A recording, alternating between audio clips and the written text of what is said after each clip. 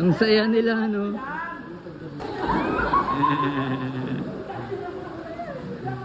And guys, nandito ko ngayon sa Heaven Blooms Resort. Napakaganda rito guys. Itutur ko kayo kahit nananakit yung pa ako. Siyempre pag akit mo rito, may mga kubo sila rito. Ayan, kitang kita yung pool niya. Napakaganda, napakalinis ng tubig. Meron pa silang slide. Tapos meron video okay doon. Ayan, hello guys. Ayan, napakalawak nito. Tapos pagpunta... Ay, ang sexy mo naman. Hello Ate Tinay. Ayan, so ito yung kwarto namin. Ayan, meron siyang 1, 2, 3, 4, 4 na rooms. Ayan. Ang gaganda. With aircon yan guys ha. Ayan, nasa baba sila lahat. Tapos ito. Ayan. Ay, mami. Tapos meron siyang malaking parking. Napakalaki ng parking nila guys. Ayan.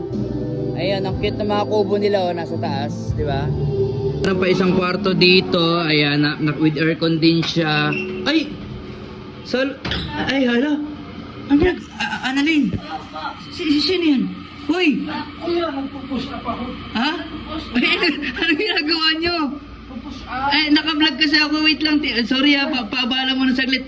Tinutur ko kasi yung resort. O, ngayon, nagbo-vlog ako. Baka pwede... Masakit katawan mo? Hindi, may question lang ako. Hindi, kailangan ngayon sagutin kasi... Ngayon kasi, naka-vlog ako. May ginagawa ba kayo? Hindi, saglit lang to. Kasi, kailan pa kayo rito sa resort na to? Mamaya mag-usap tayo kahit Hindi, kailangan ngayon yung sagutin. Kailangan ngayon, kailan pa kayo dito? Kuya naman, nabibitin naman kami. Ay, nabibitin. Sorry. Kasi naman mamaya naman pwede tayo mag-usap na kahit walang vlog. Hindi, ano ba ginagawa nyo? Nag-exercise Oh, sabi mo nagpo-push up ka lang. Kaya nga, nabibitin nga, sakit na nga ang likod ko. Nag-exercise. Tingnan mo. Bubuksan ko sinasabi ko eh. Bawal? Bawal. O, sige na nga. Mamaya Oo, ayos ka na. Thank you. Sorry.